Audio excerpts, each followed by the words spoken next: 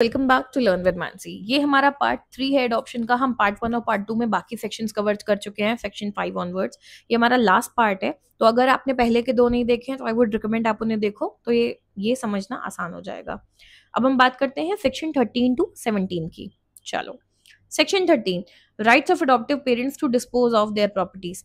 Simple सी बात है, अनलेस कोई अग्रीमेंट नहीं हुआ है तो एडॉप्शन जो है वो जो एडॉप्टिव पेरेंट्स हैं जिन्होंने बच्चा गोद लिया है उनका हक नहीं खत्म कर देगा कि वो अपनी प्रॉपर्टी को किसी को देना चाहते हैं या कुछ ट्रांसफर करना चाहते हैं जीते जी।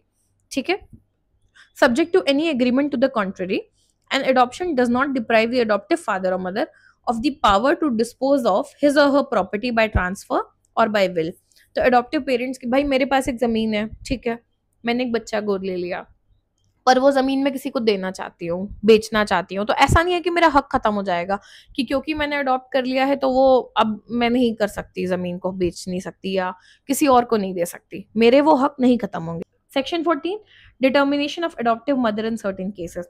अच्छा, ये अक्सर एक पॉइंट इनमें से ये भी जस्ट रिमाइंडर, पहले हम पढ़ चुके हैं कि जब ये एक्ट आया था उससे 1-2 साल पहले तक एक से ज्यादा शादी करना अलाउड था। 55 में मैरिज एक्ट आया था, 56 में ये अडॉप्शन एंड मेंटेनेंस आया था।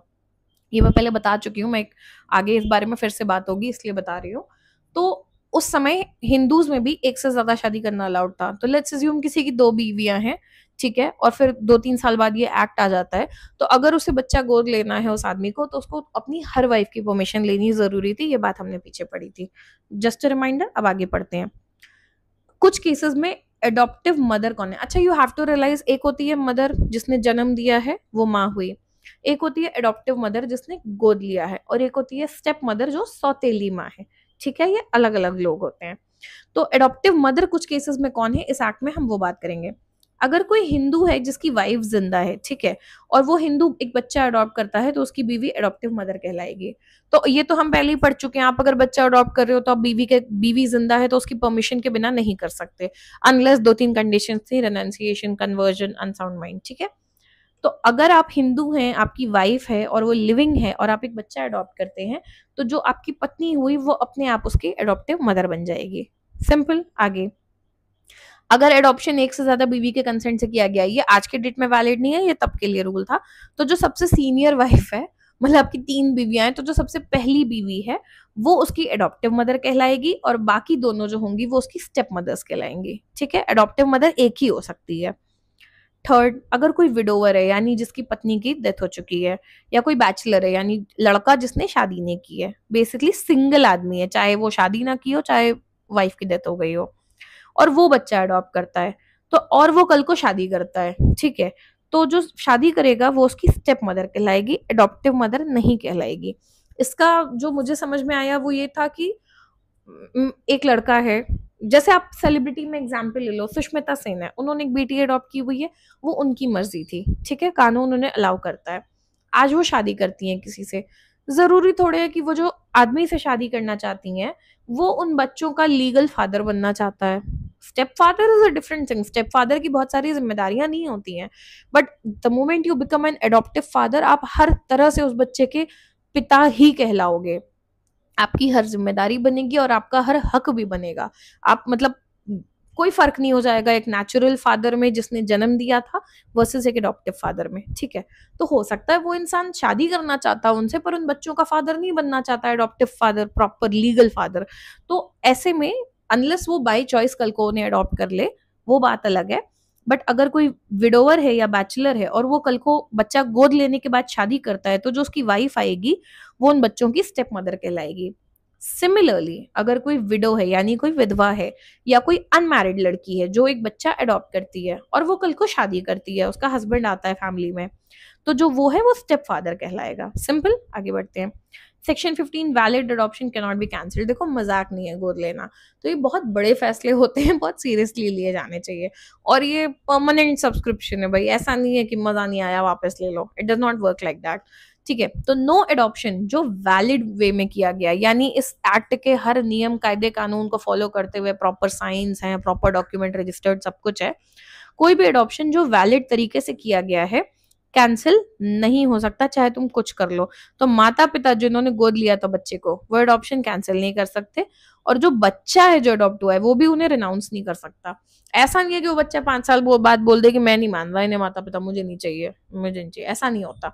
एक बार अडॉप्शन हो गया तो वो कैंसिल नहीं होगा, और अडॉप्टिव बच्चा भी जो है वो भी अपने माता पिता को रिनाउंस करके अपनी बर्थ फैमिली में वापस नहीं जाएगा। अडॉप्शन वैलिड होना चाहिए, लेकिन ये कंडीशन है। आगे देखते हैं। Section 16 presumption as to the registered document relating to adoption. Bare act पढ़ लेना, मैं लाइन बाय लाइन नहीं पढ़ रही हूँ, मेन बात आपको बता देती हूँ। आई हैव अटैच्ड इट ताकि आपको अलग से जाके खोलना ना पड़े। Ideally you should always have a bare act with you when you are studying, okay.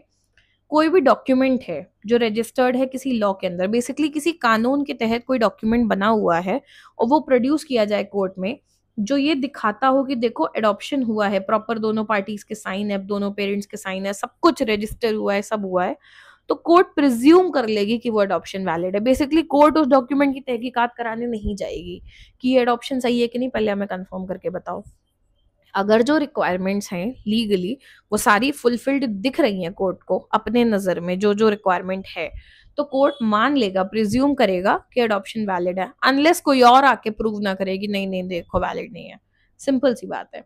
UP में, उत्तर प्रदेश में एक अमेंडमेंट आया था, यहाँ पे इन्होंने क्या बोला, 1 जनवरी 1977 के बाद कुछ भी हो जाए, कोई ओरल या ऑल्टरनेट एविडेंस एक्सेप्ट नहीं होगा अनलेस रजिस्टर्ड अडॉप्शन डॉक्यूमेंट नहीं दिखाओगे। एक डॉक्यूमेंट मिलता है जब अडॉप्शन होता है प्रॉपर, ठीक है, वो रजिस्टर होना चाहिए, दोनों पार्टीज के साइन होने चाहिए, और भी लीगैलिटीज होती हैं। तो अनलेस प्रॉपर डॉक्यूमेंट नहीं दिखाओगे, वो ओरल एविडेंस या कोई और एविडेंस नहीं मानेंगे। प्रॉपर साइन होना चाहिए, रजिस्टर्ड अडॉप्शन डीड होनी चाहिए, ठीक है, यही प्राइमरी एविडेंस होता है। सेकेंडरी एविडेंस तभी हो सकता है कभी इंडियन एविडेंस एक्ट 1872 के अंदर अगर ले लिया जाए, बट ये चाहिए ही चाहिए यूपी में, ठीक है। एक केस था निवृत्ति पांडुरंग वर्सेस उत्तम गनुनेल करके, तो उसमें बॉम्बे हाई कोर्ट ने बोला कि सिर्फ रजिस्ट्रेशन ऑफ अडॉप्शन डीड खुद में ये नहीं प्रिजम्पशन दे देता कि अडॉप्शन हुआ है। डीड बहुत क्लियरली रिकॉर्ड होनी चाहिए, पर्टिकुलर्स क्लियर मेंशन होने चाहिए, और दोनों पार्टीज के साइन होने चाहिए। मान लो आपने सब कुछ कराया है, एक पेरेंट का साइन मिसिंग था फॉर एनी रीजन, तो भाई वो प्रॉब्लम आ गया, ठीक है। कोर्ट तब की तब नहीं अपने आप अज्यूम कर लेगा, कोर्ट के अपने रूल्स हैं, उसके हिसाब से वो अज्यूम करेगा, ठीक है। आगे बढ़ते हैं। Section 17 Prohibition of certain payments. No person shall receive or agree to receive any payment or reward in consideration of the adoption of any person. कोई भी इंसान ना तो कुछ ऐसा रिसीव करेगा, ना ही अग्री करेगा रिसीव करने के लिए कोई भी पेमेंट या कोई reward in consideration for adoption. Adoption के बदले ना आप कुछ लेंगे ना लेने के लिए हाँ बोलेंगे। And no person shall make or agree to make or give to any other person any payment or award, और ना ही आप किसी को कुछ देंगे या देने का वादा करेंगे एडॉप्शन के बदले में। सीधी सी बात है, एडॉप्शन के बदले में ना तो तुम कोई पैसा या रिवॉर्ड किसी भी तरीके का कुछ भी चीज, ठीक है, ना लोगे, ना लेने का वादा, लेने के लिए हाँ करोगे, ना दोगे ना देने के लिए वादा करोगे। ये प्रोहिबिटेड है। बेसिकली एडॉप्शन हो रहा है, वहां पैसा कहाँ से बीच में लेन देन घुसा रहे हो, ठीक है। और ऐसा कुछ भी पकड़ा गया, कॉन्ट्रवीन करते हो तो पनिशेबल है, इम्प्रिजनमेंट 6 months या फाइन या दोनों, ठीक है, तो सजा मिलेगी अगर ऐसा करते पकड़े गए। एंड कोई भी केस, कोई भी prosecution under this section shall be instituted, no prosecution under this section shall be instituted without the previous sanction of the state.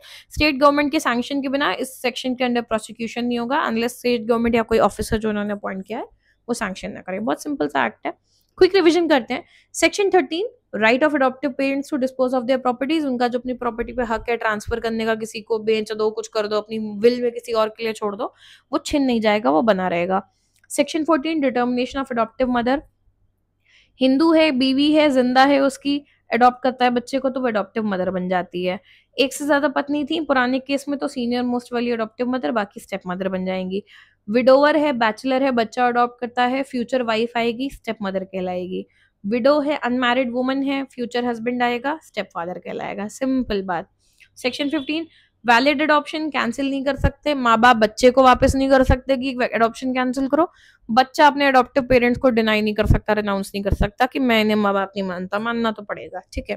Section 16 presumption as to registered documents related to adoption, court में कोई document आता है, proper registered है, court की नजर में legally सब कुछ फुलफिल कर रहा है, तो कोर्ट प्रिज्यूम करेगा कि ये वैलिड डॉक्यूमेंट है। अगर किसी और को समस्या है तो वो आके प्रूव करो कि ये इनवैलिड है, कोर्ट अलग से तहकीकात करने नहीं जाएगी।